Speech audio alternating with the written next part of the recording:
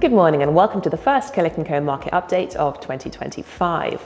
We'll start by taking a look at how markets performed in 2024, which was a very good year for markets overall. On here we've got four key indices. In the green we have the S&P 500 index up 25% for the sterling-based investor. The MSCI World Index in the black was up 23%, and the UK's FTSE 100 index lagged behind with a gain of less than 10%, largely due to its lack of exposure to the technology sector. However, the gold price beat all of these in 2024 with a gain of 27%. Historically, gold has been viewed as a safe haven, and it's been something that people have bought when they've been worried about equities. And so it's interesting to see such a correlation between gold and equities in 2024.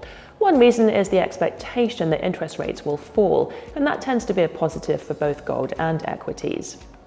We can also take a look at how different sectors of the market have performed. And on here we've got the different sectors of the S&P 500.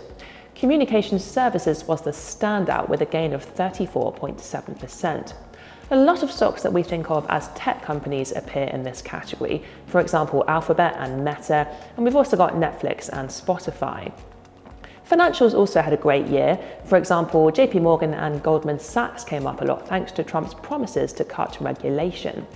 And third on the list was consumer discretionary. In here we've got Amazon and Tesla. And then at the bottom we've got materials, largely made up of mining stocks. This will be one of the sectors most influenced by the Chinese economy. China imports a lot of mining products, and its demand has slowed due to the slowdown in its economy.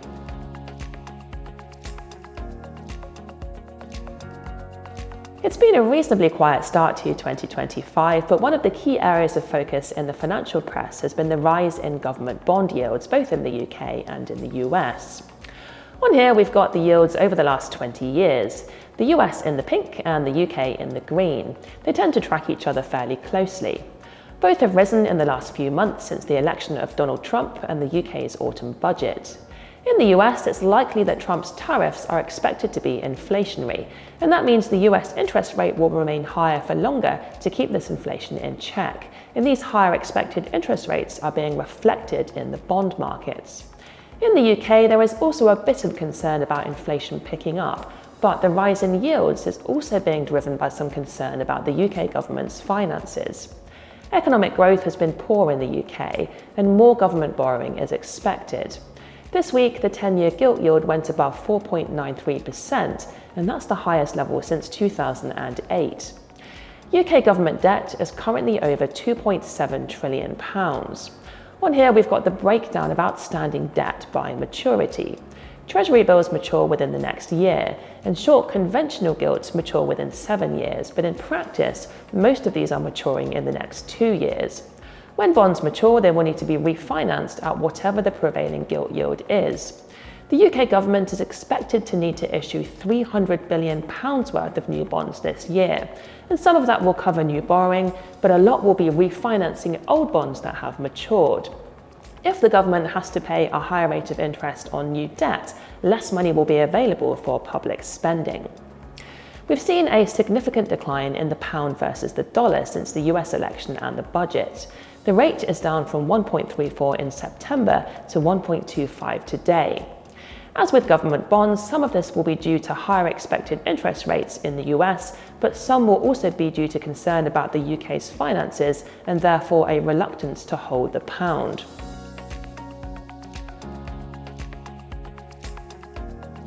And lastly, some data has been published this week showing the average global temperature in 2024. For the first time, the temperature has been more than 1.5% above the temperature in the pre-industrial era reference period. Here's the data showing the global mean temperature and how it's moved in relation to the reference period since 1850. There are 6 different data sources on here, but all track each other very closely and all show an increase over 1.5% in 2024. Those awful fires in California have been a key area of focus in the news this week, and global warming is thought to be a key cause. We've seen shares in the insurance sector moving as the fires have spread. Insurance company Chubb is thought to have insured a lot of high-end homes in California, and the shares have declined in the last few trading sessions. On the other hand, shares in insurance broker AJ Gallagher have risen. Insurance brokers will not be responsible for covering the cost of disasters, but they may benefit from a rise in demand for insurance. Please do give us a call if you'd like to talk about this in a bit more detail. Moving on to have a look at next week, it's going to be a big week for the banking sector, and we're expecting results out from JP Morgan and Goldman Sachs. That's it from us. Have a great weekend, and we'll see you next Friday.